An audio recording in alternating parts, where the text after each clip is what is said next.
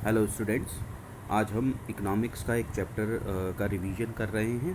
Chapter 15 employment and growth. ये chapter around 8 marks का है, 6 to 8। इसके अंदर हम मेन टॉपिक्स को डिस्कस करेंगे आपसे।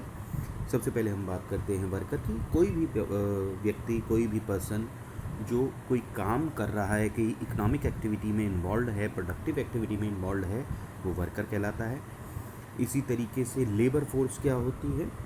जितने भी लोग एक इकनॉमी में काम कर रहे हैं, मतलब एम्प्लॉयड हैं, और जितने भी काम करने की पोजीशन में हैं, यानी काम करने के एबल हैं, कर सकते हैं, वो सभी कुल मिला के लेबर फोर्स कहलाती है। मतलब लेबर फोर्स के अंदर जो लोग काम कर रहे हैं और जो लोग काम नहीं कर रहे बट कर सकते हैं, वो लेबर फोर्स कहलाती है। इसी तरीके से वर्क फोर्स मीन्स कितने लोग एक्चुअली में काम कर रहे हैं, मतलब ये वो लोग हैं जो एक्चुअली एम्प्लॉयड हैं।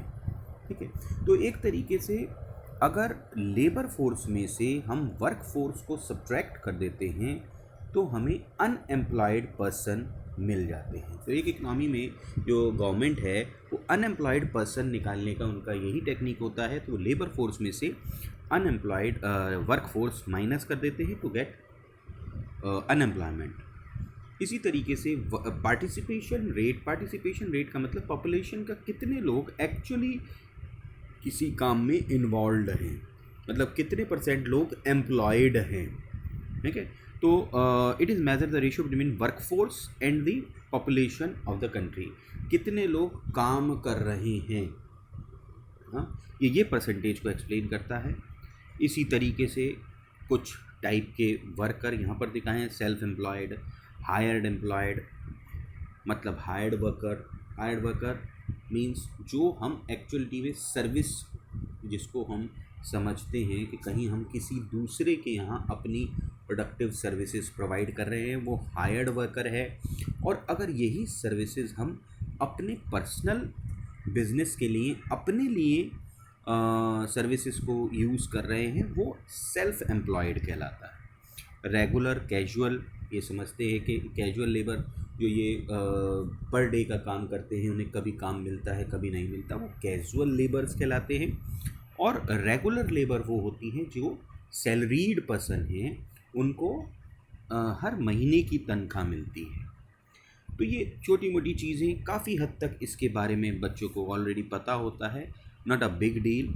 लेकिन कुछ पॉइंट ध्यान देने लायक हैं, लाइक जॉबलेस ग्रोथ। ये पॉइंट बहुत अच्छी तरीके से, बहुत जो है ना टाइम बारी देखा गया है। जॉबलेस ग्रोथ का मतलब है कि जैसे आज की इंडिया की सिचुएशन है, बहुत सारे लोग ये कहते हैं इंडिया में ग्रोथ हो रही है, लेकिन जिस रेट से ग्रोथ हो रही है उस रेट से लोगों को एम्प्लॉयमेंट नहीं मिल रही, यानी the employment rate is less than the growth of economy.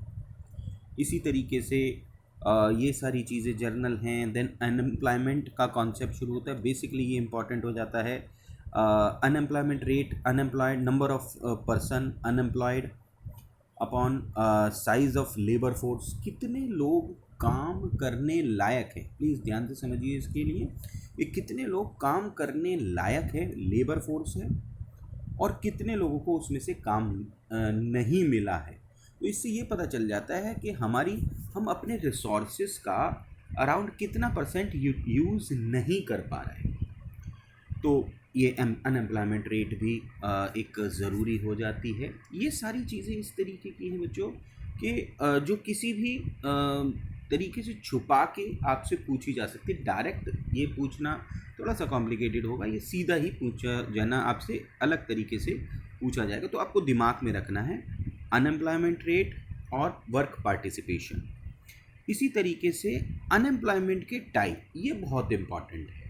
इसको समझना, इसको ध्यान करना बहुत ज़रूरी है बेटा। जैसे सीजनल अनएम्प्लॉयमेंट, जैसे कि आप जानते हैं गांव के अंदर ज़्यादातर लोग एक पर्टिकुलर सीज़न में तो उनको प्रॉपर काम मिलता है, सब काम पे लगे होते हैं, और उस काम के हो जाने के बाद, फॉर एग्ज़ाम्पल खेत की कटाई हो जाने के बाद फिर उनके पास कोई काम नहीं होता और वो जो है अपनी सर्वाइवल भी नहीं कर पाते। इसी तरीके से डिसगाइज्ड अनएम्प्लॉयमेंट, ये डिसगाइज्ड अनएम्प्लॉयमेंट बहुत ज़्यादा डिफरेंट है।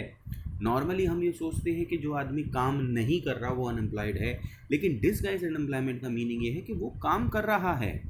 इसे हिडन अनएम्प्लॉयमेंट भी कहते हैं, छुपी हुई बेरोज़गारी भी कहा जाता है, कि वो लोग काम तो कर रहे हैं लेकिन उनकी प्रोडक्टिविटी नहीं है। मीन्स एक खेत में 2 लोगों की ज़रूरत है, वहाँ 4 लोग काम पे लगे हुए हैं, वो डिसगाइज्ड अनएम्प्लॉयमेंट कहलाती है। इसी तरीके से ये नॉर्मली रूरल एरियाज़ में अवेलेबल होती है। देन इसके अलावा और क्या अनएम्प्लॉयमेंट हो सकती है?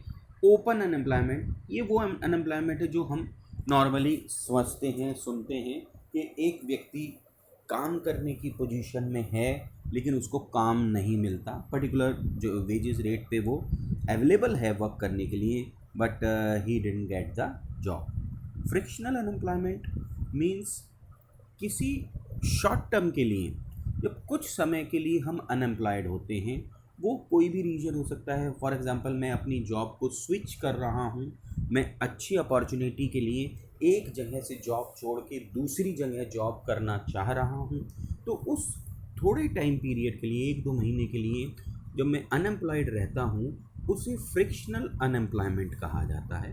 ये शॉर्ट टर्म की होती है, शॉर्ट टर्म की।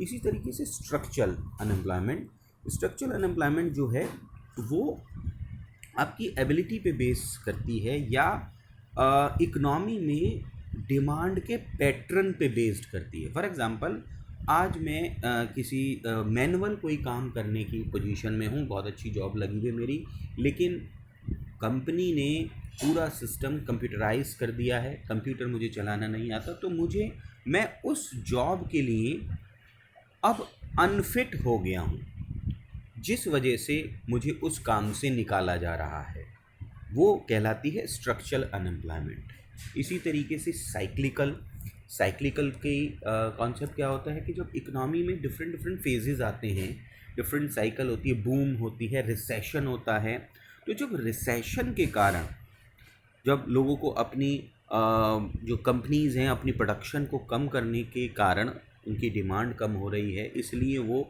बहुत सारे एम्प्लॉयज़ को काम पे से निकाल देते हैं। वो कॉन्सेप्ट, वो उस टाइप की जो अनएम्प्लॉयमेंट है वो साइक्लिकल अनएम्प्लॉयमेंट कहलाती है। जैसे अभी कुछ टाइम पहले स्पाइस जेट ने बहुत सारे एम्प्लॉयज़ को नौकरी से निकाला था। कोरोना के टाइम पे बहुत सारे लोगों को काम पे से निकाला गया क्योंकि डिमांड कम हो गई थी। अर्बन के अंदर इंडस्ट्रियल अनएम्प्लॉयमेंट, जो इंडस्ट्री में अनएम्प्लॉयड होते हैं। एजुकेटेड अनएम्प्लॉयमेंट 1-2 जगह देखा गया है सैम्पल पेपर्स में कि जो पढ़े लिखे हैं, जो किसी पर्टिकुलर चीज़ के लिए ट्रेन हैं, कोई प्रोफेशनल डिग्री उनके पास है, लेकिन फिर भी उन्हें काम नहीं मिल पा रहा। ये सारी जो है ना अनएम्प्लॉयमेंट को जो डिफरेंट किया गया है वो इसीलिए किया गया बेटा, हम ये देखना चाह रहे हैं कि कौन से रिसोर्सेज हम यूटिलाइज़ नहीं कर पा रहे, क्योंकि जो लोग हैं, लेबर है, ये इकनॉमी के रिसोर्सेज हैं, एक देश के रिसोर्सेज हैं, और हम अपने रिसोर्सेज को यूज़ नहीं कर पा रहे हैं। जितना एजुकेटेड और ये टेक्नोलॉजिकल ये अनएम्प्लॉयमेंट है, ये सारी वो अनएम्प्लॉयमेंट है कि हम पढ़े लिखे होने के बावजूद भी, एक अच्छे रिसोर्सेज होने के बाद भी हम उसको यूज़ नहीं कर पा रहे हैं। टेक्नोलॉजिकल के अंदर ये आ जाता है कि जी टेक्निकल ग्राउंड पे हम उस चीज़ के लिए स्किल्ड नहीं हैं, तो वो अनएम्प्लॉयमेंट, ये एक कॉन्सेप्ट अच्छा है। अब एक चीज़ और इम्पॉर्टेंट आ जाती है बच्चों इसमें, कॉजेज़ ऑफ एम्प्लॉयमेंट। देखिए, हम इतनी नॉलेज सब में होती है, कॉजेज़ हम अपने आप भी बता सकते हैं, लेकिन फिर भी मैं फटाफट बताता हूँ। Slow rate of economic growth, सबसे बड़ी प्रॉब्लम तो यही है हमारे देश की कि जो रेट ऑफ ग्रोथ है इकोनॉमी की वो बहुत स्लो है। बहुत कम स्पीड से इंडस्ट्रीज़ बढ़ रही हैं, और जो है ना रिसोर्सेस जो है ना ऑप्शन नहीं आ पा रहे। उसके कंपैरिजन में पॉपुलेशन बहुत ज़्यादा स्पीड से बढ़ रही है। मतलब रिसोर्सेस और अपॉर्चुनिटीज़ जो हैं वो अगर 10% बढ़ रही हैं देश के अंदर, तो पॉपुलेशन 20% बढ़ रही है, 10% लोग फिर अनएम्प्लॉयड रह रहे हैं। अपॉर्चुनिटीज़ कम ग्रो कर रही हैं, पॉपुलेशन ज़्यादा है, अंडर डेवलप्ड एग्रीकल्चर सबसे ज़्यादा लेबर को इन्वॉल्व करता है। अगर एग्रीकल्चर अंडर डेवलप्ड होगा, उसकी टेक्नोलॉजी अच्छी नहीं होगी, तो लोग बाग एग्रीकल्चर में इन्वॉल्व नहीं हो पाएंगे, प्रोडक्टिविटी नहीं हो पाएगी, वहाँ लोगों को काम नहीं मिल पाएगा, तो वो अर्बन एरियाज़ में अनएम्प्लॉयमेंट पे प्रेशर डालेंगे, एम्प्लॉयमेंट पे प्रेशर डालेंगे, जिससे और वर्स्ट कंडीशन क्रिएट्स हो जाएंगी। इंडस्ट्री की ग्रोथ कम है। अगर इंडस्ट्रीज़ ज़्यादा रैपिडली इंक्रीज़ होती है तो बहुत सारे लोगों को काम मिल सकता है। कॉटेज इंडस्ट्री, स्मॉल इंडस्ट्रीज ये नहीं चल रही। फॉल्टी प्लानिंग, जो गवर्नमेंट की प्लानिंग है, मैन पावर प्लानिंग है, वो इतनी स्ट्रॉन्ग नहीं है। और उससे भी बढ़िया पॉइंट एक आता है कि हमारा जो एजुकेशन सिस्टम है वो इतना स्ट्रॉन्ग नहीं है। कैपिटल फॉर्मेशन का मीनिंग होता है इन्वेस्टमेंट। फॉरेन टेक्नोलॉजी का यूज़ हम ज़्यादा कर रहे हैं। फॉरेन टेक्नोलॉजी से उससे यूज़ से क्या होता है कि बहुत सारे यहाँ पर हमें वो टेक्निक आती नहीं है फॉरेन मशीनरीज़ को चलाने की, तो इसलिए हमें बाहर के ही एम्प्लॉइज़ को रखना पड़ता है, हमारे यहाँ के रिसोर्सेज अनएम्प्लॉयड रह जाते हैं। इसी तरीके से ये कुछ कॉजेज़ हैं, इसमें से कुछ हम पढ़ सकते हैं, कुछ हम सोच के भी बना सकते हैं। अब इन प्रॉब्लम्स को सॉल्व करना है। अब थोड़ी सी बुद्धि अगर एक बच्चा लगाए तो जो प्रॉब्लम्स हैं, अगर उन प्रॉब्लम को दूर कर दिया जाए, वही उसकी रेमेडी हो गई। फॉर एग्जांपल कि हम जीडीपी ग्रोथ रेट को एक्सेलरेट करें, पॉपुलेशन को कंट्रोल करें, स्मॉल स्केल इंडस्ट्री को डेवलप करें। नेचुरल है ना, जो हमारी प्रॉब्लम थी, अगर हमें एक बारी प्रॉब्लम्स हमारी समझ में आ जाती है, उन प्रॉब्लम को सॉल्व करना ही हमारे सॉल्यूशन हो जाएगा। इंफ्रास्ट्रक्चर स्ट्रॉन्ग करें, स्पेशल एम्प्लॉयमेंट प्रोग्राम्स चलाएं, रैपिड इंडस्ट्रियलाइजेशन हो, ये सारी चीज़ें अगर हम करेंगे तो एम्प्लॉयमेंट जनरेट होगा। इसके अलावा गवर्नमेंट ने कुछ स्कीम्स चला रखी है, मनरेगा वगैरह, तो ये बेसिकली सीधी सीधी तो पूछी ही नहीं जाएंगी, आप तो जस्ट इनके बारे में एक आइडिया हो कि ये क्या है, और तो उससे काफ़ी कुछ क्लियर हो सकता है। ठीक है, एक रफली हमने आज ये एक रिवीजन क्लास रखी है। मैं चाहूँगा कि आप लोग कमेंट के अंदर ये बताएं कि हम इसमें और क्या चेंज कर सकते हैं और किस टॉपिक पे हम क्लास रख सकते हैं। मेरा मेन मोटिव यही है कि बच्चों को एक क्विक रिवीजन मिले, जो चीज़ इतनी सारी पढ़ने की बजाय जो मेन चीज़ें हैं वो हम सुन के थोड़ा सा अच्छा फील कर सके।